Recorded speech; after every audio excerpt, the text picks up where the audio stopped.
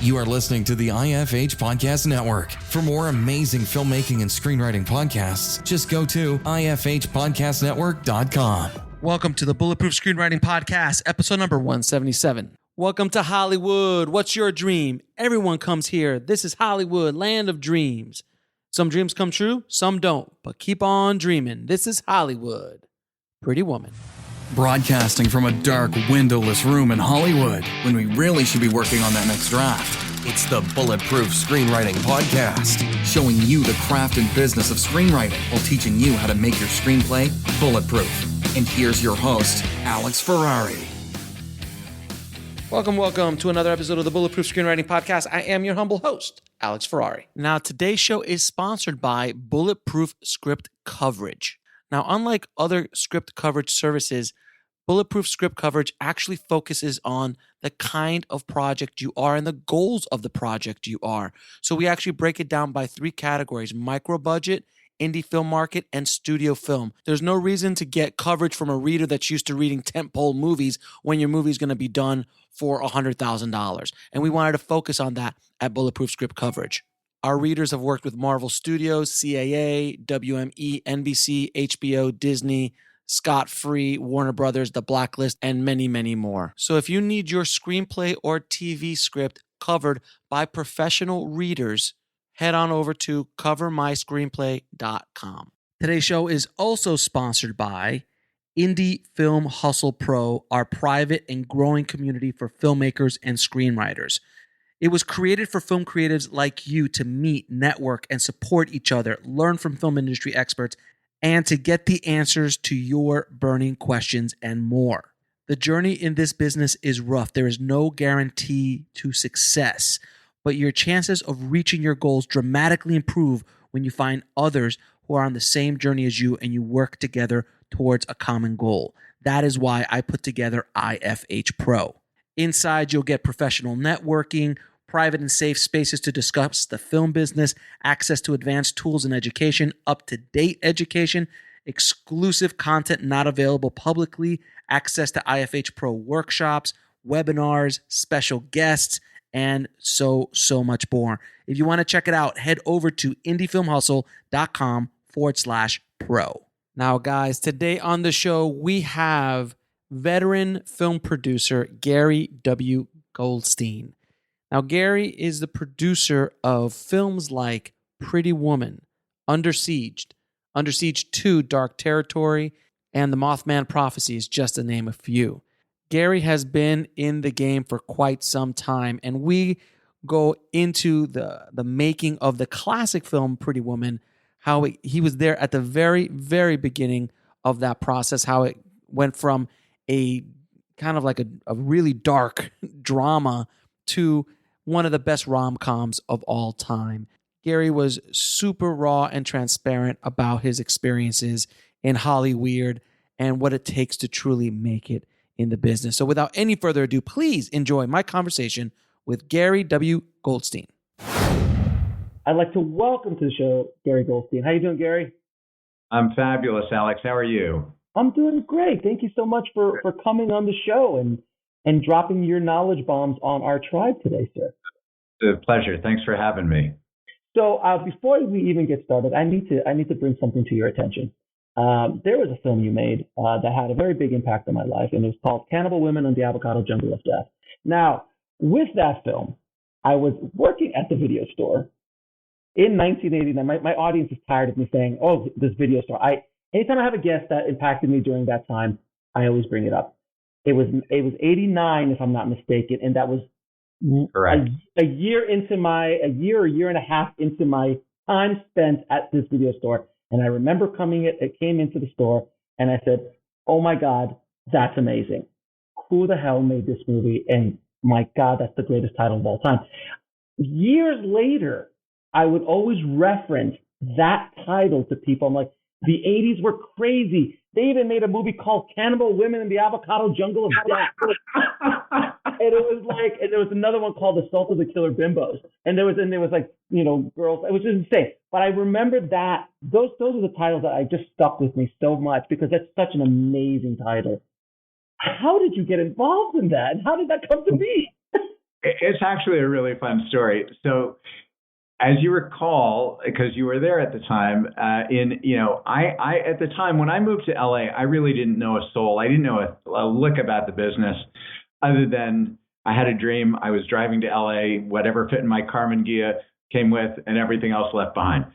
And within a year or so, I came here in the early 80s, and I formed, I was a self-defrocked attorney. I was a criminal defense attorney up in San Francisco. I did not want to be an attorney, and I didn't know the job definitions of the film and TV business. But within a year or so, I found some mentors and friends, and I ended up opening up a lit management company. I wanted to work with writers and directors. So I formed a literary management company. And the first several years were pretty rocky. But I figured it out, and it started to become a really good business, and I really enjoyed it. And because I was new, my clients were unknowns with virtually no resume or little resume. Anyway, long story short, I'm going to start at the beginning. So I bought one of the first Mac computers in the 80s, and it came in a box the size of a refrigerator. But you couldn't plug it in. It didn't do anything. And so I ran across it. I realized that a friend of mine, this woman, she was a screenwriter, and she was writing on one of these machines. And I said, how did you do that? Who programmed that for you? And she said, oh, call Jonathan. And I called this fellow Jonathan. He comes in. He's 23, really brilliant guy, very quiet. And he spends 3 weeks in my office programming this darn thing, and did a brilliant job. And along the way, at the end, I was asking him a bunch of questions, and I learned he was a film school dropout. He'd written 7 scripts. Not a human had read one of them. They were in his little one-room studio apartment in the Rampart district of Hollywood. And I said, well, listen, let me read one of your scripts, and if I like it, I'll help you get an agent. Well, long story short, I read 3, and I said, forget the agent. You're good. I want to work with you. His name was Jonathan, but he's also known as J.F. Lawton, and he was the guy who, amongst other things, wrote the script that became Pretty Woman. So, you never know where the good in the universe is coming from. Anyway, so now I have a great client, and I have a computer that works, and life is great, and we're making hay. But we got to 1988, and the Writers Guild went on strike. So it shut all production down, film and TV. So there was really, I didn't want to sit on my hands. So I went to Jonathan and I said, look, you've always wanted to direct. I think I want to flex my producing muscle, see if I've got a producing muscle. And, dust off one of your college scripts. I'll go out and raise whatever I can. And we'll figure it out. We'll be Dumb and Dumber. We'll go out and play like gorillas and make a movie. Anyway, long story short, so I went out looking for money, and I went to, if you remember, do you know Charlie Band? The name sounds familiar. Yeah, Charlie Band was the owner of a company called Empire Pictures. Oh. Yeah. And it was like a B- film company. I'm putting it mildly. Anyway, so he ran this operation, and the way they made films back then was he would put together this gorgeous artwork on a glossy fold over. He would have a film title. He would have images. He would have a paragraph summary of the story, and then he would have a credit block. And it turned out, I said, who are all these names in the credit block? And he said, oh, they're the names of all my wives' ex-boyfriends with their first and last names mixed up. I said, okay, fair enough. And he would take these to the different film markets, MeFed, AFM, et cetera. And if buyers bought it, he had the money to go make the film. And if not, he threw it in the trash. So I went to him to raise money, and he laid out a bunch of these cards. And he said, pick one. And I'm going to give you $200,000, whichever one you pick. And the titles were absolutely embarrassing. It was Spacelets and the Slammer. He had one called Piranha Women. So I said, well, all right, I'm going to pick Piranha Women. And I said, is that carved in stone, or can I change the name? He said, you cannot change the name. That's my name. You may not change the name. And I thought about it, and I went, okay, but, people might think we're taking ourselves seriously. So can I add words to the end of it? And he said, yeah, you can do that. So the film started as Piranha Women in the Avocado Jungle of Death until we got the lawyer letter saying Charlie Band has stolen our title and you can't use it. So it became Cannibal Women in the Avocado Jungle of Death. And, which poor Joseph Conrad. We always said it's a feminist spoof comedy based on Joseph Conrad's Heart of Darkness, but we basically had a 4-week period before we were supposed to leave to the Sundance Institute for their production lab on another project. I was going to say, don't tell me the Cannibal Women in the Avocado Jungle of Death, Sundance Institute. Not exactly. It was actually 3000, which was the early version of Pretty Woman. So we had 4 weeks, and I said to Jonathan, well, let's make it when we get back. And he said, no, I don't want this hanging over our head. Why don't we make it before we go? And I said, yeah, that makes sense. Let's do it. So we basically had, 2 weeks of prep. We didn't have a crew until the second week. We realized we were missing something. And we shot it in 11 days and edited it for 3 and delivered it as is. And off we went to Sundance. But yeah, we made every mistake known to man, but at the same time we had way too much fun. And then we had, we had Bill Maher and we had Shannon Tweed and we had Adrienne Barbeau. It was a riot. We had a riot. And the funny thing is, for people don't understand, back then in the late 80s, early 90s, I mean, essentially all you needed to do was almost finish a film and it was sold. You would, if you made it past the finish line and delivered a movie, you're going to make your money back because there was just no competition. I remember watching everything that came out every week, like literally every film that came out every week, which was probably 5 or 10 on a really great week. Normally it's like 2 or 3 new releases every week, and one of those weeks was Cannibal Women in the Avocado Jungle of Death. Fantastic. Now I can die in peace because now I know where that film came from. Yeah, I mean, it did make it to Paramount Home Video, so it was out on VHS and ultimately DVD, and then I forget the platform, but it actually ran on cable for 15 years or some crazy. It was a constant. It was always. And by the way, just so you know, one of our best sellers, one of our best renters. I'm just letting you know. One of our best renters. It was one of our best renters. Wow. Little mom and pop shop that I worked at was it was anytime someone came in, they're like, well, that's going to be fun. I mean, it would be like Predator and then Cannibal Women in the Avocado Jungle of Death. And I'm like, watch one for the action, watch the other one just to have a great time. And as long as you don't take it seriously, it's going to be good. It's going to be worth your $1.99. That's hysterical.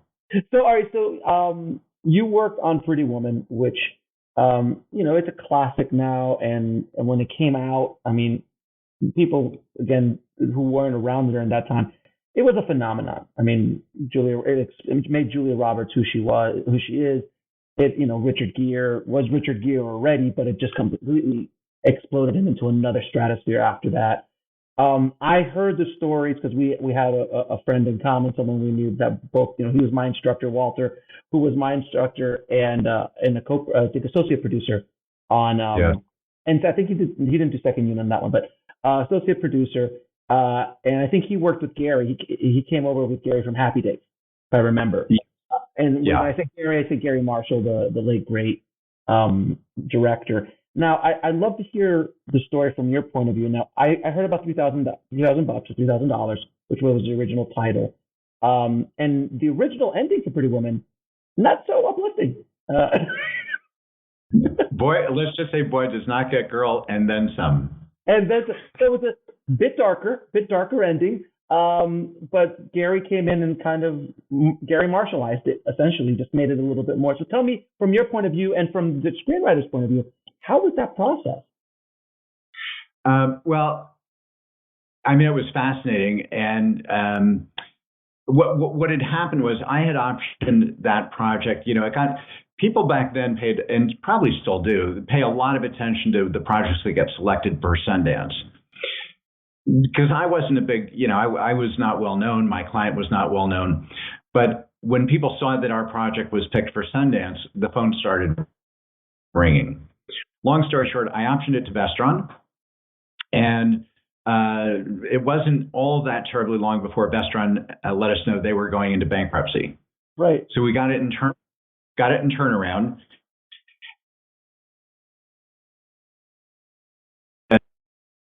Who transitioned over to Arnon Milchan's relatively new company back then, which was New Regency. And so I optioned it to New Regency. And, a similar experience, like nothing terrible, but we weren't getting it financed and we weren't getting it cast. Richard Gere had passed on it. Went to him while it was at Vestron, went to him again at New Regency, and he'd passed on it both times, despite Ed L'Amato, his agent, banging his shoe on the table saying, you got to do this, you got to do this. Anyway, so I had sent that script kind of out of frustration. We were in the doldrums. I sent it as a writing sample to a senior VP over at Touchstone, the Disney sister label, and it was supposed to be, here's a setup, we're going to come in a week and we'll pitch you 2 Disney appropriate stories. This one's not for Disney. It's about a working girl. And the phone rang a few days later and they basically said, we want to buy it. And I was like, did you read the right script? Anyway, long story short, it turns out that they were going into production with Gary Marshall as the director, and the full complement of production personnel, Diane Crittenden casting, et cetera, on What About Bob? But Michael Keaton, who was originally going to play the lead, his deal blew up for whatever reason, I don't know. And they had this sort of gap. And they looked at our film and said, we could slot this in and put Gary on that film, et cetera. So we went in for a meeting, and, it's very unusual. You usually meet with an executive, maybe 2. There were like over 20 people in the room, and it was Gary and his team, and it was all New Regency, and it was, Katzenberg in the room, David Hoberman, the president of the studio. I mean, it was like a who's who. And long story short, after the meeting settled down and David, the president of the studio, was speaking, he turned to me and said, so on the Disney Lightning scale, this is a 4, and we would like it to be a 7. Can you do that? And, well, even if you've never heard of the Disney Lightning scale, you sort of get what the question is. And so I sort of looked pensive, noticed everybody in the room staring at me, and I just smiled and I said, yeah, we know exactly how to do that. And it was, and you had no idea, and there's no idea how you're going to do that. And it didn't matter. We'd figure it out. Yeah. If you look at it, if you go back and look at it, it's a Disney movie. Touchstone obviously was the adult version of, the adult version with Down and Out in Beverly Hills, which was the launch of it, and it was what kind of brought Disney back out of, it was almost bankrupt at a certain point when Eisner and Katzenberg showed up. But even for Touchstone, you're making a movie about a working girl, about a prostitute, and how that movie is looked upon now as this just wonderful rom-com, like the epitome of a rom-com almost, is on paper absurd. But if you've seen the movie, you understand. Yeah. Well, what's absurd is that they could see in that original even the remote possibility, because the original, let's just say it was edgy. It was not, there was nothing warm and fuzzy or comedic about it. It had some tones to it that were very dark, or not dark, but, edgier than certainly the rom-com version. But God bless, they figured it out and then put it to us to figure out how to transition it. And the only thing I really said to the writer, Jonathan, was, look, we're going to make this deal. And the only condition that's live or die is that you have to be guaranteed the first rewrite to break the back of it as a comedy. And then they can hire. I know they're going to fire you immediately after the first draft, and that's okay. Expect that. And that's what happened. They hired 3 other writers. Ironically, the first writer they hired made it even darker, which was weird. But then they brought in Bob Garland, who's wonderful, the guy who wrote The Electric Horseman. We'll be right back after a word from our sponsor. And now back to the show. And he just polished all the business dialogue. But then they brought in Barbara Benedict to do the final rewrite. And she basically one day whispered in my ear and said, because I was nervous. It's like, Barbara, what's the direction here? Where are we going? And she said, look, frankly, Jonathan's draft was what the film should be on. My job is to take it as close to that as I can, making the studio believe that we've followed all their notes. And that's kind of what happened. So we ended up with a script where Jonathan got sole credit because it really was his rewrite. Now, that's not to say it was the film. It wasn't.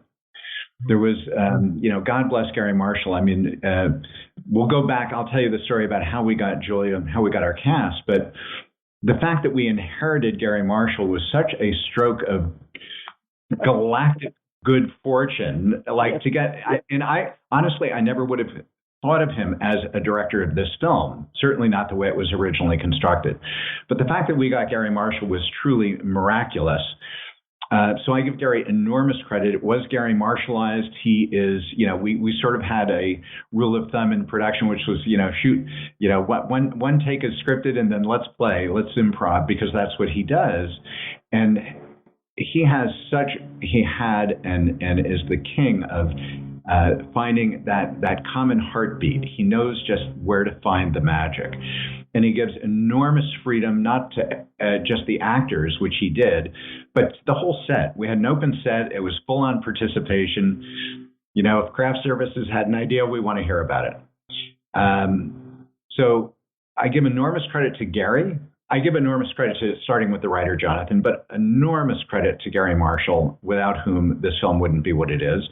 And also to the actors. I mean, there were stunning moments where, like there's a scene where she's on the balcony in the penthouse of the hotel, and she talks about, I won't settle, I want the full, I won't compromise, I want the whole dream. Mm-hmm. And that was not written that way.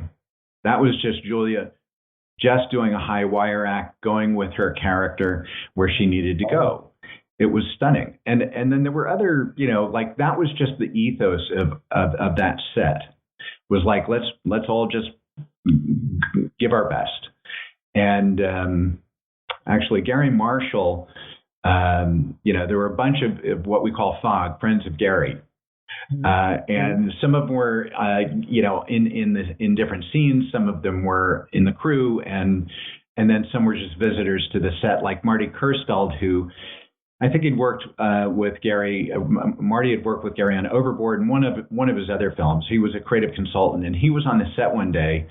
That scene where he's got her, Edward's taking Vivian to her first ever opera at the War Memorial in San Francisco, and she's in a red Cinderella dress, and they're in the elevator. Whatever line was in the script, I don't remember, to be honest, but we were looking at it, it wasn't really working. So we're staring, huddled around Video Village, looking at our leads, inherent, full wardrobe. And suddenly this voice, which is Marty Kirsteld, whispers, what if she were to say, in case I forget to tell you later, I had a wonderful time tonight. Oh, I know. And you could have heard a pin drop. I mean, I was speechless, looked at this guy thinking, God spoke. Exactly. Never have I heard the essence of a character summed up in one line so beautifully. Mm-hmm. So of course it worked, and it stayed in the movie and whatnot. But I think there were a lot of contributions. We can't discount the talent. We certainly have to give enormous credit to this film for one person, and that's Gary Marshall. Yeah, and how did you get Julia? Because Julia had just done Mystic Pizza, if I remember correctly, and she was not a lead by any stretch. No, but the fellows who produced Mystic Pizza were friends at the time. I haven't seen them in 100 years, but Mark and Scott, before they locked picture, as we often did, you have a friends and family screening, and you please kick the tires before we lock picture. Give me your criticism. And so I showed up for that screening, and And when the lights came up, I basically said, there were a good number of people there, but I basically said, I've absolutely no criticism. I think you've got a gem of a film, amazing cast, well written, well produced. Don't mess with it. It's good to go. But by the same token, I don't know who that girl is, but that one, I need to know her. What's her name? And they said, it's Julia Roberts and blah, blah, blah. And I said, would you introduce me? And they said, absolutely. Well, Julia and her then, I believe it was her manager, Elaine Goldsmith, I forget. They read it, and immediately, like within a few days, Julia was attached. And she stayed attached for the 3 years before I got it rocking at Disney. But at the time, once we got it set up at Disney, Disney really wasn't interested in Julia Roberts. They didn't know her.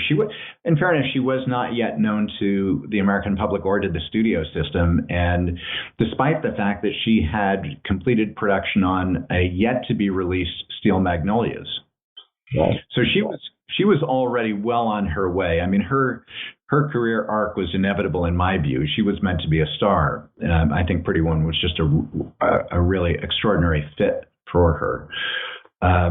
But I knew that the studio was screen testing and auditioning and meeting with every name in the book, both male and female, for the leads.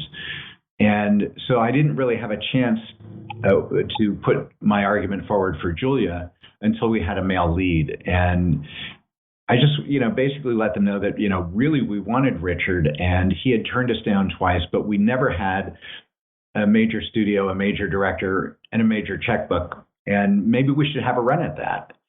And they did, and they made him the Godfather offer, and he didn't refuse. And actually, it was a tentative yes. It's a sweet story. A tentative yes. Ed LaMotta was a real champion, and so at that point, I went to Gary Marshall and basically said, look, there's this, I know we're meeting a lot of talent, a lot of females for the lead, but there's this one young actress I'd love you to meet. But I'd like to put a condition on it, which is to say, I want you to meet her alone. I don't need to be, no one else should be there. I said, and by the way, there's a warning that goes with it, which is you're going to fall in love. Just be aware. So, that was kind of sealed the deal. Anyway, he met with her and he absolutely said, yes, this is like, she's amazing. And so we did he flew her to New York to meet with Richard. He was going to try and put the bow in, tie a bow in this. So he took her to Richard's apartment in New York, and they walked in and they were introduced, Richard and Julia. And apparently, as the story is told, Gary, after a couple of minutes, excused himself, said, I'm going to go to the bathroom, or I'm going to make a call, or whatever he was going to do. And he walked away to another part of the apartment. And 15 minutes later, he called Richard's cell and from the back of the apartment and said, how's it going? And Richard was talking to him, and Julia saw some Post-its on Richard's desk, grabbed a pen and wrote something on it and tore it off and handed it to Richard. And all it said on it was, please say yes. Oh. And, right? Oh. And of course, right there in the moment, he smiled, and over the phone to Gary, he said yes. Oh. And that, it doesn't get any better than that. I mean, and just that story alone, it kind of permeates the entire movie. That heart, that thing is there. It's undeniable. I must have seen Pretty Woman a million times over the last 30 years. It's just something that just one of those films that you do. And Julia, I mean, she was Oscar nominated for that, if I'm not mistaken, right? She got a nomination, and as she did for Steel Magnolias. Right. I mean, she came out of the gate being pretty hot. All Julia all the time. But yeah, so it was a blessing. They did, we did a screen test just to sort of finalize it. Mm-hmm. And all I can tell you is, even before they started rolling camera, it was the needle just blew right off the far right of the chart. Yeah. Yeah. And I just still remember going to see it and my mind being blown. And of course, that also at the video store was a big rental.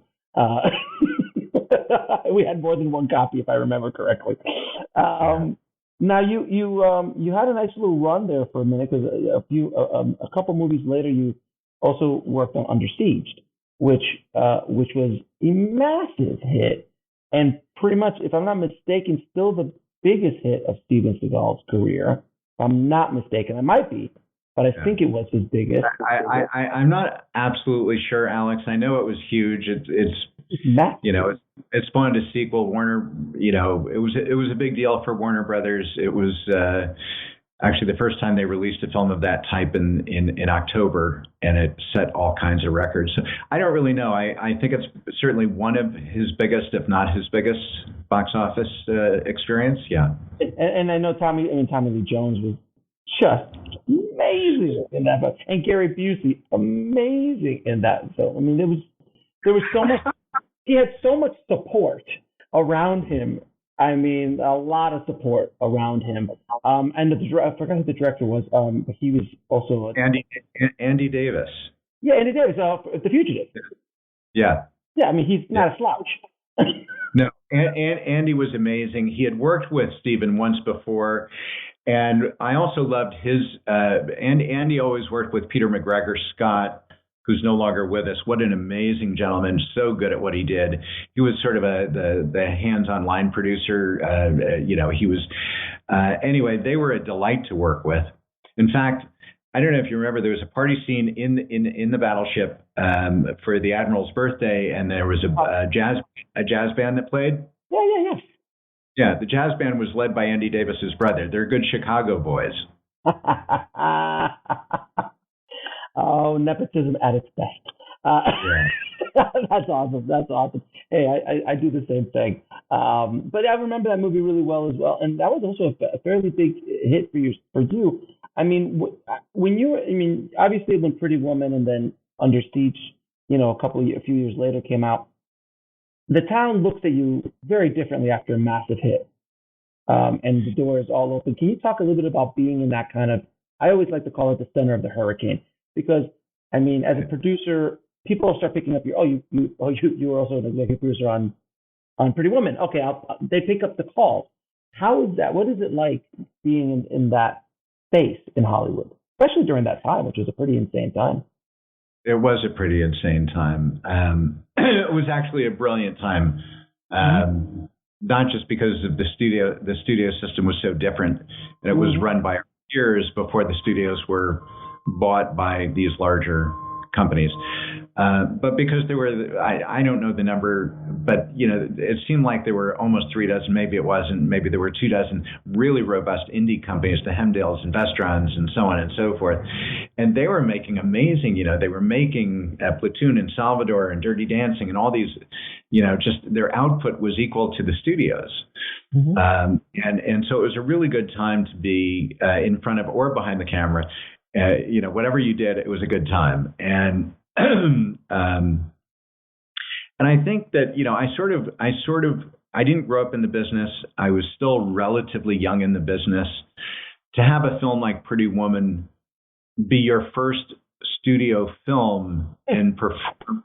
I mean, when we were making it, the truth is we had a reputation of that little film in trouble, because we were extraordinarily low budget for a studio film by studio standards, and everyone knew we were doing a lot of improv, and that we were trying to turn it from because it had been so widely read and well regarded as the original that people knew how big the transition might be, and so we had sort of it's a little film, they're trying to find their tone, and so on and so forth. So when it came out and did the kind of business that it did, and it was in the theaters actively for 6 months, and it was doing five figures every week, and in fact it went up the second week. So we knew word of mouth was good.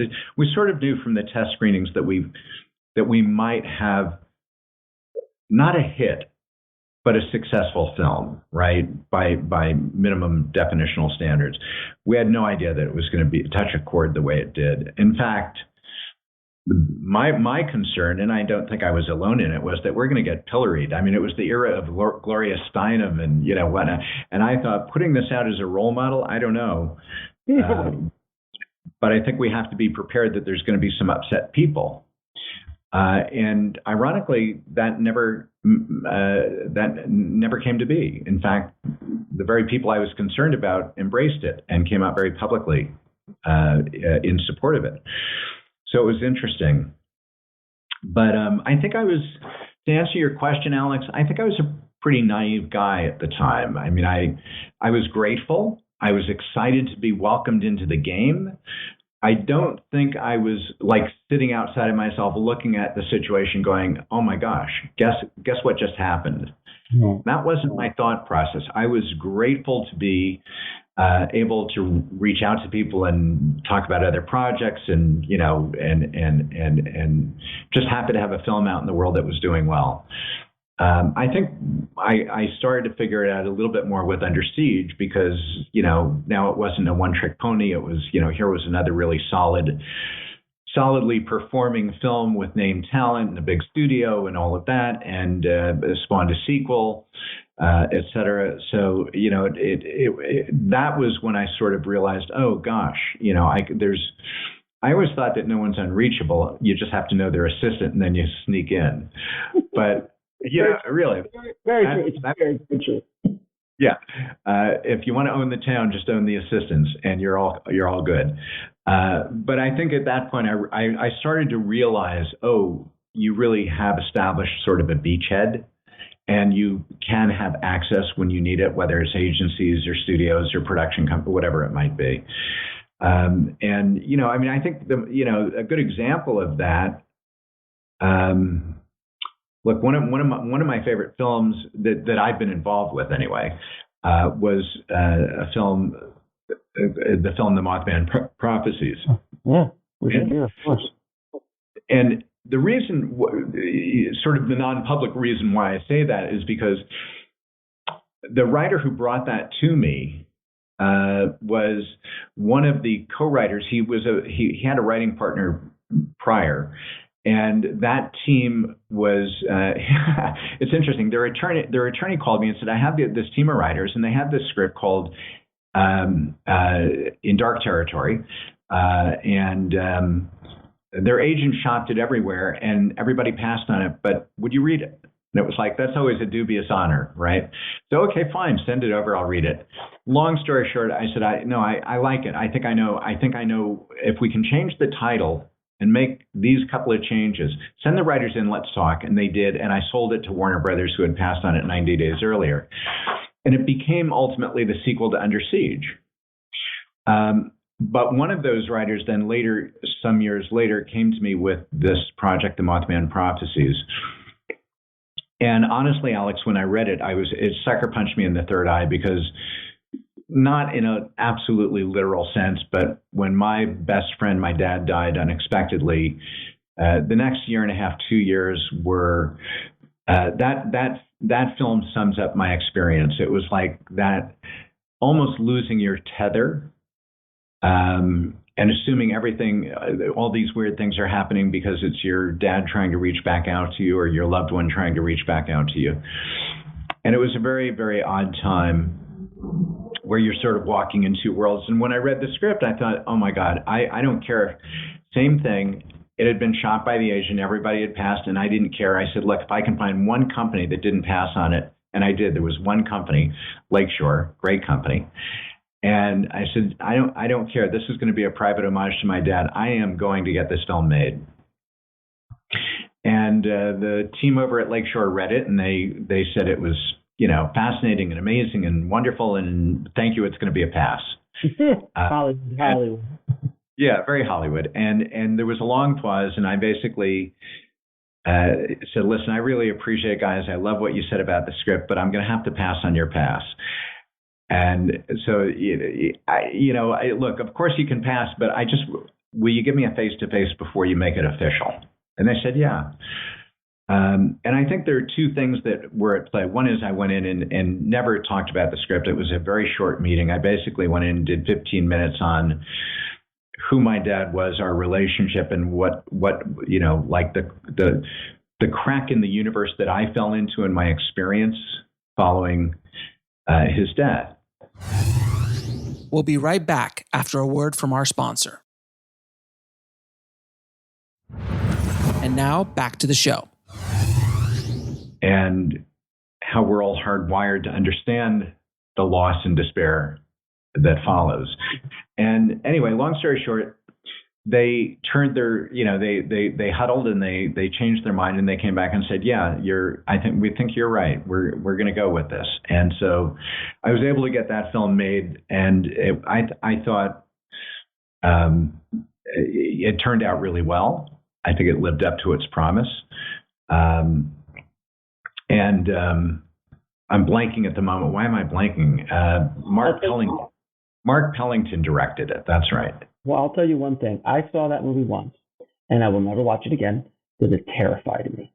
I was terrified after I saw that movie, and I just it to my bones. It's like very rare for a movie to hit me to the bones. I will not watch that movie again. I don't even like saying the name. It just freaks me out. It was done very, very well. Yeah. So I was very proud of that for a as a producer, but also as a son. And I think I can't tell you for a fact, but I will tell you my suspicion is that having had a couple of successes prior to that ask, it didn't hurt the cause. No, it didn't, and it did well. From what I remember, it did very well, and it did good box office. No, I mean it's remarkable the projects you've been involved with. And I have to ask you something though, just because you told your story of how you naively got into the business and how you were like, well, I'll just do this and I'll do that, and I get in. And you were coming from you weren't coming sleeping on couches. You were an attorney, but you didn't want to be an attorney. Where do you see people go wrong when they try to break into this business? And I always like the term break in, like it's varsity. You gotta break in, you gotta do it's not like, how can I, be part of a community? No, how can I break in? It's just always that. But where do you see people going wrong? Because I'm assuming you've been approached a million times about, hey, can you do this for me? Hey, can you get this for me? Where do you see people go wrong? Well, I think you just put your finger on, you really just pointed right to it, which is people have this very unwelcoming story, almost a sort of a monster story about how unfriendly and how closed off is this thing called Hollywood, which is not my experience of it. I mean, I'm not going to. It's not a panacea. It's not utopia, but it's far from what I think many people attribute to it in their mind. And I think part of I also think a lot of people don't realize the value they bring to the conversation. They feel needy. They feel insecure. They lack confidence. I'm going to come back to this. I just want to share one quick story. So years and years ago, there was a gal who had been a senior VP, fundamentally the head of business and legal affairs for one of the 6 majors. And she'd done it for 14 years. She was a force of nature. Everybody in town knew her. She was a get-it-done gal and really lovely. And one day she called me out of the blue and basically said, Gary, I want you to coach me. And I was like, what? You're one of the most formidable people in the industry. I probably would love to learn what you've forgotten. What could I possibly help you with?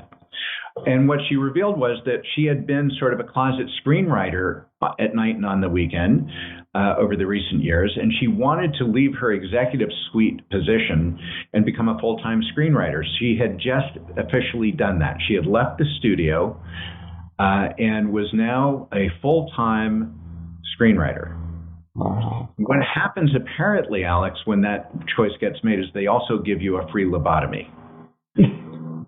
You forget absolutely everything that you know. all of the fears well up, all of the insecurities well up, all of the, am I ever going to be good enough? It's too hard. I don't know how. It's too competitive. And all these stories rocking in your head, and it really starts to take effect. And I think that, the biggest, there are a lot of mistakes that people often can or do make, but I think one of them is just not wearing their humanity up front. So you see, the biggest tool of a writer is the blind query letter, the worst idea ever taught to anybody on the planet. The most impersonal, easiest to ignore, flying into the same inboxes. And by the way, they're all going to what? Agents and producers. Will you produce me? Will you represent me? No one's reaching out to mentors saying a cinematographer, an editor, a casting director, people who are in the center of the ring. No one's knocking on their door. What kind of relationship and what kind of community could you build and what kind of lessons could you learn? People are very narrow focused, very nearsighted about things, and they sort of mimic other people's behaviors. It's really not a very, if you were in any other industry and you said, I'm going to focus 100% on my craft and I'm going to really ignore my marketing or my entrepreneurial or career, side, you'd be out of business. And you end up losing a lot of brilliant stories and a lot of brilliant storytellers because they just get worn down. But I think it's one of the biggest mistakes. There's a long laundry list of mistakes, and I've made many of them myself, tons. But I think the one that really is most crucial is they get shut down and they don't share who they, the artist, the storyteller, the creator are. They don't share their humanity or their origin story or why they're so deeply passionate and connected to this particular story. They hide behind the script cover, behind the project. Mm-hmm. Behind a blind query letter, and they don't give people a chance to get to know, let alone champion them. So, go ahead. I don't interrupt you, but it seems that's such an interesting way of looking at it because, I did it when I was coming up. You would just try to connect with a producer, a director, an agent, a manager, an actor, whatever, at such a superficial level. And that's what this whole town is built on, is a lot of these superficial relationships. But whenever you do connect authentically with someone, I found in my career that you hold on to these people, that because it's so rare to find authenticity in Hollywood. Even if it's negative authenticity, I'm like, for someone to say, your script sucks, I'm sorry, at least it's something authentic, as opposed to, it was great, it's fantastic, it's amazing, it should win an Oscar, we're going to pass. Which is the nicest FUs. Hollywood is the art. Yeah, give us the truth, right? In fact, I've often coached people and said, look, rejection is your best friend. Yeah. Because 99.9999% of all humans, when rejected, will react predictably. You will not. You're going to be the one who takes a nice deep breath, and when you hear that, you're going to smile, and you're going to say, thank you. You're going to say, but what would be really the most helpful, valuable thing in life right now for me is if you do me the honor of sharing the truth. Why is this a pass for you? I want to learn.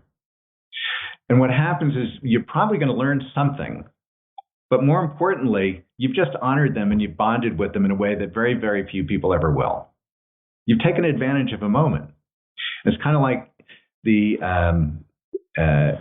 always kills me. I had a actor friend. This goes back a ways, but anyway, I ran into him one day and he was really in a bad mood. He was in a funk, and I said, "What's going on?" And he said, "I just came from this audition. It's a role I really wanted, and I didn't get the gig." And I said, "Yeah, and so that's why you're all upset." He said, "Yeah." I said, "Well, tell me about it. What was the project and who was in the room?" And he told me about the project, and he said, "Yeah, and it was the casting director and the casting associate, and it was the producer, and I forget if the director was there. It's probably just the producer and whatever." And I said, "Really? All those people were in the room? And do you feel you gave a great, a good solid performance?" He said, "Yeah, but I didn't get the gig." I said, "Well, I don't want to be unsympathetic, but here's the deal. I think you think the purpose of an audition is to get a job, and I don't. Let's talk about that. Because you're going to live in a world of pass-fail, A or F, no gray. And I live in a world where I think, wow, every audition should be celebrated, and it's not about the result. It's an opportunity. You're being invited to a party that you want to be invited back to. So you go into a room and you hug and greet and smile at everybody, starting with the assistant and then the casting people and then the producer and then the director and you do it on the way back out. And of course, you're going to give your best performance. That's just a given. But what you really want is to make them feel they've gotten a sense of who you really are as a personality, as a human, not just as an actor giving a performance, and that they like you. And gosh, he may not be right. There's a million reasons why you might not be right for a role in a moment. But they've got a lot of projects, and these people are serious people, and you want to know them, and you just want them to like you enough to think of you in the future. And if you've done that, you just won. That's the long game. Isn't it amazing that, and please tell me what you think, if you are likable, if you are someone that people can work with and stay in a room with for 10 hours or on set with for 10 or 12 hours, or when it's like hour 15 OT and you still got a good attitude, if you're that person, wouldn't you go out of your way to figure out how I can get that? It might not be right now for this project, but I'm going to remember that guy or that gal, and I'm going to find a way to bring them into what we're doing, because we need people like that, because they might not even be the most talented. They might not even be, but that power of being likable. It's like the best advice I ever heard, like for being in film business, like just don't be a dick. And it's the greatest advice ever. Good advice. It's good advice. Just don't be a dick. And not being that dick will get you more work and more opportunities than. But is that your experience as well? Like if you see someone who's just, man, likable, I think I could really work with this person, I got to figure out a way how to make this happen. I think that's only 100% true 365 days a year. If you're, I don't care if you're looking for a production job or an acting job or an agent or a manager. It's like they're going to take the measure of you, whether they're conscious or whether they articulate it or not. They're going to take the measure and say, am I going to be able to go the long distance with this person? Am I going to enjoy this process? Are they going to contribute, or are they going to be nagging at me and complaining? I had a showrunner. There was an exec producer of a TV series that we were talking about. I'm always fascinated by the writer's room, right? It's like staff. I just find that dynamic so interesting, and anyway. So I was asking him. I said, what are you looking for? How do you build that team? What are the things that are going through your head? I said, look, it's really simple. It's 3 a.m. We have until daylight to crack this thing that all of us have been unable to crack. We're all sleep deprived. We're exhausted. We're unhappy. We want to go home. We want to sleep in our bed. We miss our family, and we're hungry. Who do I want next to me? That's the image in my head. Who's the person? And it's not about the most talented person. He used those words just like you did. He said, I will absolutely gladly take the second or third most talented person if they're the one I want sitting next to me. Because I know a lot of very talented people who are absolute dicks.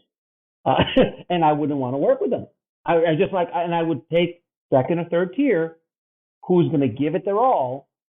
Yes. And we're going to get to the finish line because we're going to enjoy it. And again, as I've gotten older, I've just realized that life is way too short to just work with people who are dicks. It's just like, I don't want to work with people like that. I want to find good people who I enjoy this process with, because it should be an enjoyable process. We are some of the most lucky human beings on the planet to do what we get to do on the daily. It is such a luxury. Oh my God. God. Can you imagine? Yeah. Be miserable or to be complaining doing what we do is like not acceptable. No.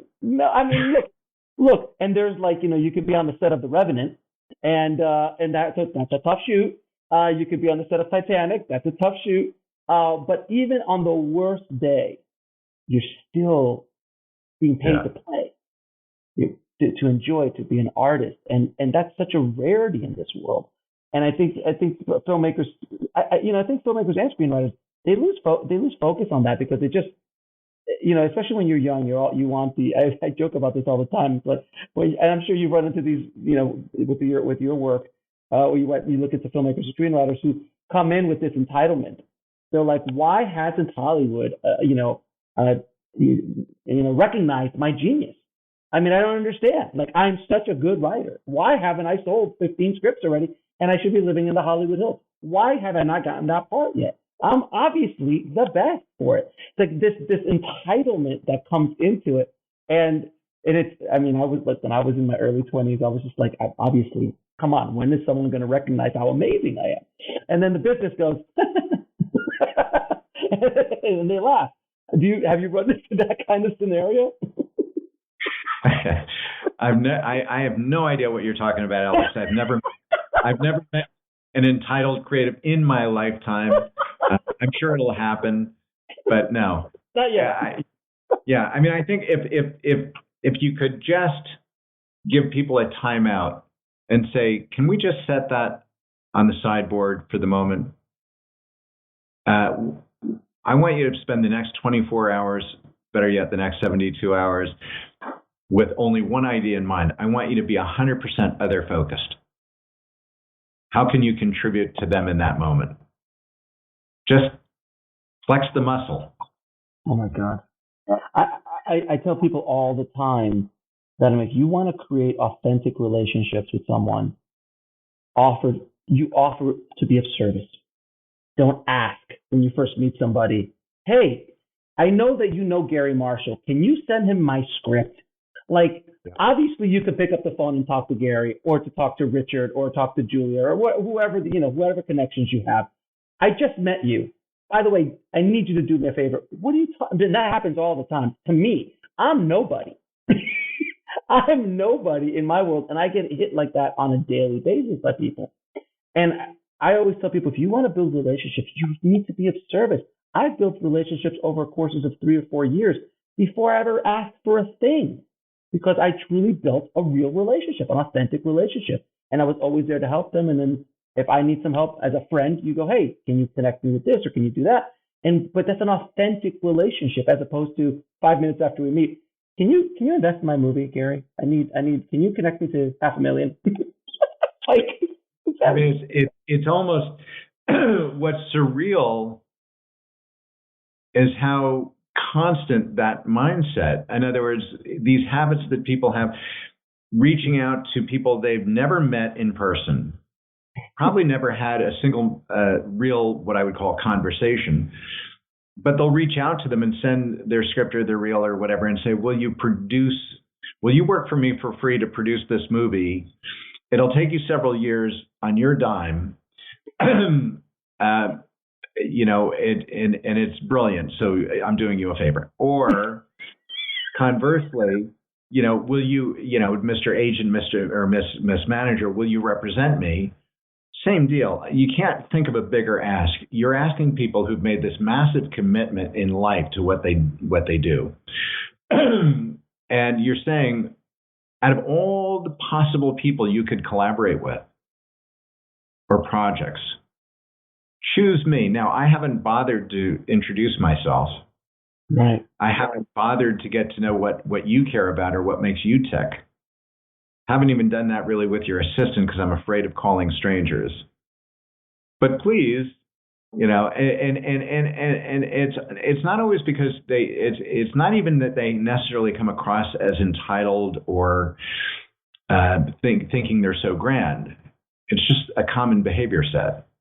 Yeah, it's like if you were in any other industry, period, full stop. If you were any other industry. Right. I'm like, I always tell people, if you were in the cookie industry, you wouldn't walk up to the CEO of a cookie company and going, hey, I've got this great cookie recipe. I think it's going to make you millions. Like, that just doesn't happen. We're such a group of, I always call us carnies. we're carnival folk. We're just a unique group of artists that travel, and we set up tents and we put on a show and we record the show and then we go, like, we're carnival folk. And it's just such a remarkable, it's just such a remarkable industry. I love it. I've always loved it. I can't quit it as much as I've tried. We'll be right back after a word from our sponsor. And now back to the show. There's many times in my career, the last 25 years, that I gotta go do something else. This is too hard. This is too brutal. And then, like a disease, it flares up again because I got bitten by the bug at that damn video store, and then I can't quit it. Like, I can't quit it. Nothing I do, I have to be around it. I have to do what I love doing, and it's. And I'm not sure if that's not the way the cookie business is. Like, you do, I mean, I'm sure for some people it's in their blood, the cookies, but generally speaking. Well, yeah. I mean, I think if you want to endure, and I do think that we're blessed to be in this business. I think it's a crazy business. It can be a shocking business. It can be an amusing business. It can be many things. It can be disappointing. But if you want to be in this business, if you're one of the crooked people and you love hanging out with crooked people, and I don't mean crooked isn't, dishonest. I mean, like, we wear our humanity. We're flawed. It's fabulous, right? We're the people who are drawn to storytelling. Yeah. Then you have to see it for what it is, which is number one, you got to be really determined. And you got to, it can't be a hobby. It's got to be, you got to commit. And if you're committing, it's about building relationships and it's about getting better at your craft. But if you do one without the other, and to build relationships, you can't be asking huge favors of total strangers. It's just not how people are wired. It's not the way the world works. It's not the way the world works. I mean, and you've mentioned it a bunch. I've mentioned it a bunch, but we call this a business. But no other business in the world that I know of can drop $500,000 on a product that could literally be worthless. If you don't know what you're doing, if you spend $500,000 on a house, there's codes, there's things that you have to pass through the inspection process. Even if you made an ugly house, it's still a house. Someone can live in it. But if you make an ugly movie, and I've seen those movies, it's money just flushed down the toilet. It's a remarkable business that way. Yeah. Yeah. No, it's true. It's true. And if, so you got to pay your dues. I mean, I think part of it is also when I started out, I was just so excited. I was wagging my tail. I was just so happy to be here. Mm-hmm. And if anyone would talk to me like, okay, you made my week. But I think that we're living in a different time. Back then, there was also still not the old studio system where actors were under contract and they had to make 6 films a year and they were paid very little. And, but that sort of like, we're going to work you till you're brilliant at your craft. Right. And people had long apprentice runways, right? It's also when there was not a thing about make or break the first weekend and, with a huge marketing budget on a film. It's like it was a different time.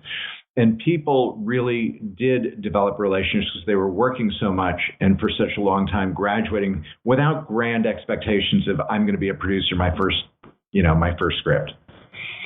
And I think that some of that is, there's this perception that the business is contracted, and I think it's just the opposite. I think it's an expanding business. Mm-hmm. I just look at the demand for fresh stories in every format, more formats than we're used to. It used to be just series and film. Now it's limited series and docu-series, and whatever you're excited about, there's a place for it. Mm-hmm. And there's more buyers than ever, and more mouths to feed, so to speak. Yeah. So I think it's a really extraordinary time, but you got to kind of get old school. I think you got to, be willing to actually meet the people that you want to endure and have enduring relationships with. I think you got to get over yourself and be a little bit more I don't know, look over the hedgerow, get a little generous, share your personality, pick up the phone, do something. You have to be vulnerable. You have to be vulnerable. You have to become a little bit vulnerable, just a bit. Show people a little bit past the veneer that you put, because that's what people will connect to. That's what people connect to. That's my experience, at least. And you know what's interesting? I've always said and I think it's true of a lot of industries. I think because it's about the human quotient, the human factor. I don't think it takes an enormous amount to shine, to stand out. If you show, as you were saying, Alex, if you show a little bit of vulnerability, if you're a little bit other focused, if you're a little bit generous, if you're just a little bit of those things, you'll look like a rock star. Right, because you have no competition, because nobody else is doing it. You automatically rise above the noise by doing that. And I did that when I was coming up as a PA. I was always trying to be of service to people, and that's how I got my first gigs and got my first jobs and all that. Yeah, and we talked about it before, but I think the other thing that the other oversight or mistake that people often make is, they're so focused on the name on the door and forget the name on the door. By the way, if you're fortunate enough to develop some kind of connection with them, people who are successful, who've made it, know it's a team sport. They didn't get there on their own. Mm-hmm. And they tend to be very generous. They tend to be very available. They tend to be great mentors and friends, whatever. But you don't expect that the name on the door is going to necessarily be available to respond to you. People in this business matriculate quickly. They're vetted. They're, like the assistants, the entry level, the creative execs, all those low-lying positions. I did this as a sort of off-the-cuff lesson for a group the other day, where I just went on LinkedIn and I typed in a keyword, and up came all these young-looking faces, and I went one by one, and I said, let's just go through their resume. And they worked at these 5 amazing companies, and they went to Harvard, and they went here, and they went there, and these are like the most vetted people. Otherwise, they're not going to be sitting on the desk of a great agent or a great producer or whatever it is. And they're ambitious, and they're smart, and they need to grow their own relationships to have currency. These people need to know you as much as you need to know them. Just get out of your own way, get to know them, because we grow together in micro generations. And just make friends with a lot of people who are already on the inside, but who are available. Right. And that's the it may seem like the long game, but it's really the diamond lane. Mm-hmm. I would agree with you 100%. One thing that this business is known for is rejection. You're going to get 1,000 no's before you get one yes, and everyone gets no's. Even Steven Spielberg gets no's. Even Scorsese gets no's. Like I tell people that all the time, and they go, "What?" I'm like, Spielberg couldn't get Lincoln made. Like, he had to go. Scorsese couldn't get some of his projects made. Like, Oliver Stone is hustling for his next budget. Like, everyone gets no's. How do you deal with rejection and continue to move forward and not get decimated by it, especially when you're at the beginning stages, when you don't have that armor and momentum to continue to move forward? Yeah, listen. I'm not going to say I'm immune to it. I sort of flip the script a little bit. First of all, I think that failure and success are the same exact goddamn thing. They're twins that were never really separated at birth. We've heard it 1,000 times, the famous quote from Thomas Watson, who founded IBM: "If you want to increase your rate of success, double your rate of failure." I think I'm doing it justice. Anyway, but that idea. And I really don't, I see it as it's like on a spectrum, but wherever you are on that spectrum, including getting rejections, I always just reminded myself, what does that mean? That means I'm in the game. I'm making connections. I may be getting rejections, but I'm making connections. I'm being taken seriously enough to be in a conversation. So don't stop. Just keep pushing forward. I figured, if I really suck, then, great. I'm going to, if this, I'm not a big sports nut, but, I'd be batting less than 100, right? Okay. But if I'm batting 50 and I get enough at bats, am I creating insider relationships? Yeah, I am. I'm just failing a lot, and I'm learning from that. But I just want to make sure I'm on the court, not in the stands. I want to make sure I'm in the game. Cool. And to me, rejection is an opportunity to learn. It's legitimately. It's if you're willing, if you're ballsy enough to follow through. So you learn, but it's also an opportunity, as we talked about earlier, to bond and really surprise people and take that level of rapport and inch it forward. It's a game of inches, right? And move it forward. And there's really no downside to it. You know, you can't. It's like I don't really take it personally. It's the old Maya Angelou thing. If I can let someone reject me and actually make them feel good leaving that conversation, I've now won a new friend. So whatever was said, they're not going to remember. I'm not going to remember. No one's going to remember. But they're going to know how I made them feel, and vice versa. Great advice. That's great advice. Oh, I'm going to ask you a few questions I ask all my guests there. What is the lesson that took you the longest to learn, whether in the film industry or in life?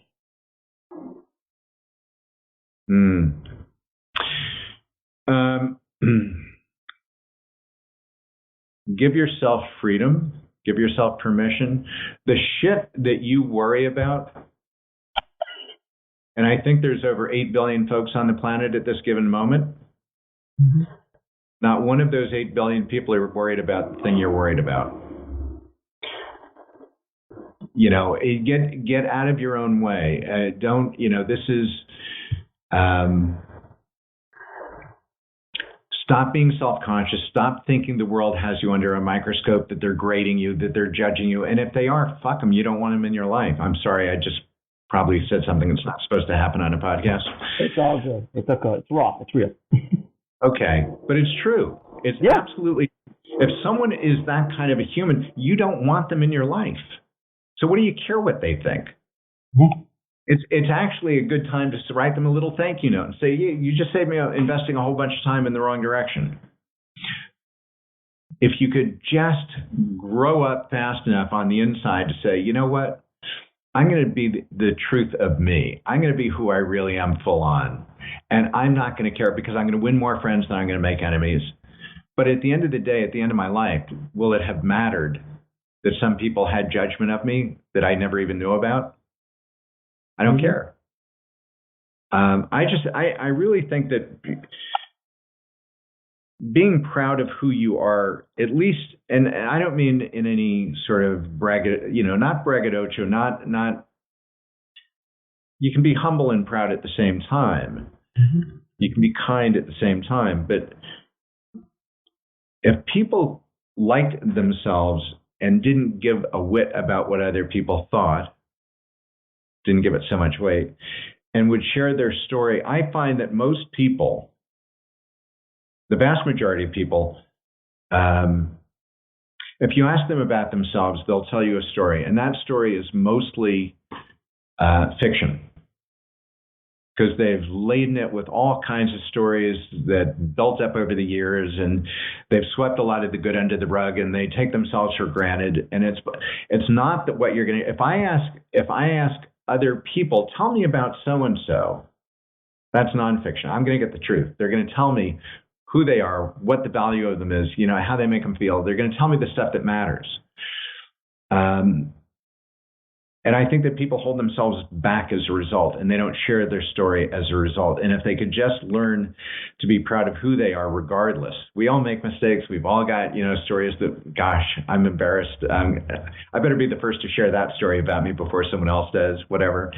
But I just think, you know, like growing up, a lot of it is about becoming the best version of yourself, being okay with it, knowing every day you can make your, you know, you can strive to be better, not than your competition or someone else, but better than yourself, right? A better version of yourself. I don't know. I think that sort of, I'm not articulating it well, but that essential freedom to be who you are and do what you care about, behave toward people in a way that makes you sleep well at night. If you do those things, I think that's what a successful life looks like. And I like what you just said, not a successful career, but a successful life.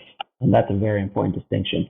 So a lot of times filmmakers and screenwriters are so caught up into their, I'm only a screenwriter, I'm only a filmmaker. But at the end of the day, you're like, you're also a human being. You're a father, you're a wife, you're a husband, you're a son or a daughter, you're other things besides your occupation. And that took me a long time to, like when I was younger, I only identified myself as a filmmaker. And the moment that didn't go well in my life was over, because I gave so much power to these people I was meeting that could give me, like, why aren't you opening the door for me? Don't you understand that this is who I am? Without this, I am nothing. And it took me years to figure out that, like, oh, I'm so much more than just a filmmaker. It's part of me. It's part of who I am, but it's so much. And that was I just wanted to point that out because that's such an important lesson for people listening to understand, is like, you're not what you do. You are who you are. And there's a very big difference in that. Do you agree? Oh, 1,000%. It's interesting. I had an amazing dad. He was nothing if not a people person, and he had no filters at all. He wasn't particularly. He did well in life. We weren't rich, but we weren't struggling. But from his perspective, he literally didn't see someone's station in life. He didn't see what car they drove. He didn't see much of anything about them other than, and when you spoke with him, you felt like you were the only person he was speaking to, really, truly. He was like, you were special. And I think that's some of that's a bit generational, and some of it's just individual. And but I think that I lost my thread. There was something you had said a minute ago that I wanted to get back to. It'll come to me. If you're not who you are, but not what you are, but what you do, but who you are. Yeah, I mean, yes. I don't know. It's like, trust yourself, share yourself with other people. Exactly. When I was watching my dad, I guess the point I was trying to make is that there was a certain point that I recognized as I started to get out on my own, like when I went to college and beyond, right? That gosh, what's the best part of this experience of being out in the world on my own? And the best part of it was meeting other people. And like creating this sort of world of, and I at some point I coined a phrase for myself. I coined a phrase, which is that whatever I'm busy doing, really the underlying mission statement here is harvest genius. So if I read a book by a great author, I wanted to stalk that person. If I went to a live event and someone was speaking and they were impressed, I'm gonna get in touch with them. I'm gonna walk up to the stage. I'm gonna get their number. I'm gonna whatever it takes. Like, I didn't care about what walk of life they were in. I cared about whatever I thought was the best of humanity. Like, I want good people in my life. So to this day, I've got tons of friends who have nothing whatsoever to do with film or television. Mm-hmm. And I think that I'm a lot richer for it. But it also keeps you a little bit balanced, because Hollywood, there is that sort of almost vacuum that sucks you in, a vortex, if you will, that sort of energy that says we are all consuming, we're inward facing. Like, I think, I won't tell who, but there was a story years ago about a big name producer who went on holiday, and he went alone. Had a family, but for some reason he was going alone. And he went somewhere, and wherever he went, when he checked in, they didn't know who he was. And that vacation was supposed to be like a 10-day vacation. He was home in 2 days. And because he could not bear that he didn't get reflected back to him who he was. Wow, right? Oh my God. How sad is that? Oh. I mean, this is a guy who could buy and sell companies, who could, he was like a big deal. But, it's like, yeah, plant yourself on terra firma, and the terra firma it's not got the name Hollywood on it. right? It's bigger than that. And like you said, how sad it was for that producer, but there's a lot of sad souls in this business. A lot of sad souls who, my wife, like when we first got to LA, my wife refused after like 2 or 3 of them. She was like, I can't go to any more parties with you. We'll be right back after a word from our sponsor. And now back to the show. Because all people want to talk about is the business. Like I want to have a human conversation. I'm like, oh, babe, we're in Hollywood. This is what we do here. And I was so excited because I was coming from Florida. I was like, yes, I want to talk about the business all the time because I never had a chance to do that before.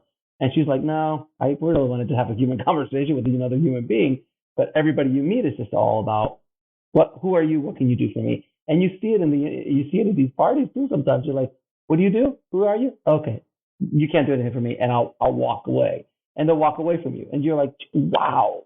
Like, unless they see some sort of value, they don't even waste their time with you because they're hunting. They're like a wolf pack, trying to find people to help them. It's a sad way of doing things. But it's Piranha women.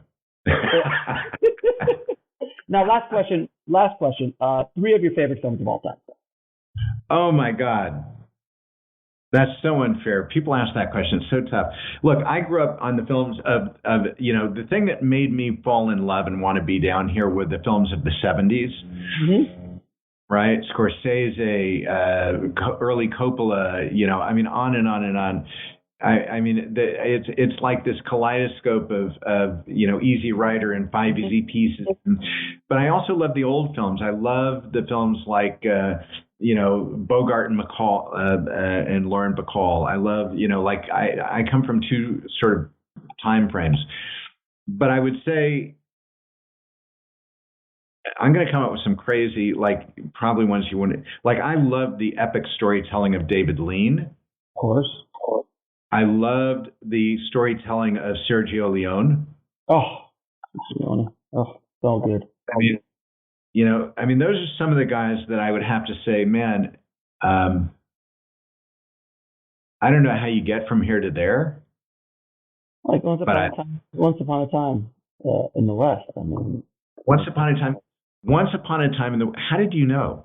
Because Once Upon a Time in the West was actually the film. I was with a bunch of buddies. I was at UC Berkeley, and one of my guys, he was a poet and a long-haired, cold dude, and he said, "Let's get out of here." I said, "Well, it's finals next week." He said, "Yeah, that's a good reason to leave. Let's go, and we're going to hitchhike down to LA." Whatever the story was, it was like, okay, fine, let's go. So we went. Let's just say there might have been some illicit substances involved when we were down there. Shocking. I know. And we decided in that condition that we were going to go to Disneyland because it was such a logical choice. And, Disneyland had a lot of very large, big-boned, crew-cutted, walkie-talkied, blue-blazered gentlemen who were the guards of the castle. And they saw us coming a mile away. Our sandals, long hair, hippie outfit, and clearly not, entirely sober. And they wouldn't let us in. Well, long story short, what happened was we all pile into a car and go, oh, bummer, man. We take, and we're driving along and we see a movie theater and we go, that's it. We're going to go see a movie. We sit in the front row, high as a kite. And staring up at this massive screen, and what are we watching? Once Upon a Time in the West. Oh, Jesus. That film is beyond genius. Well, Sergio Leone was beyond genius. What he was able to. That film's just that first opening sequence. The close-ups of the cast. Yeah, you don't. There's no dialogue for the first 8 minutes of the movie. And you're just like this. You're just sitting there like, oh my God, it's just music and shots. And he's telling us the gun barrel with the fly. Oh, stop it. Everyone listening, after you're done with this podcast, please go watch Once Upon a Time in the West. You won't be sorry. And then watch the rest of the Man with No Name trilogy. You'll enjoy. Or anything with Man. You can watch The Third Man. The Quiet Man with John Ford and Maureen O'Hara. Not bad. Not bad. Yeah, there's. I mean, I always ask that question because I like putting my guest on the spot because everyone's like, oh, come on, I can't. But I always love having these conversations because we kind of go down different roads and it's always funny because I always get the Godfathers obviously and the Scorsese's and Spielberg stuff but then every once in a while you get these kind of like out of left field conversations.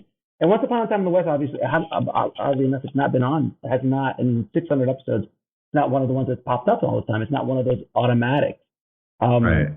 But it should be because it's just brilliant. It's just brilliant. It's as good as it gets. But Gary, it has been a pleasure talking to you, man. It has been a real honor. And I know we can keep going for at least another 2-3 hours. We could break the record, but I think we'll stop today. We can go for it. Alex, you're a total joy. I love what you're doing, and I love this conversation. And I know we've only just met, but I hope to continue the conversation down the road. Absolutely, my friend. Thanks again. Yeah. All right. Bless.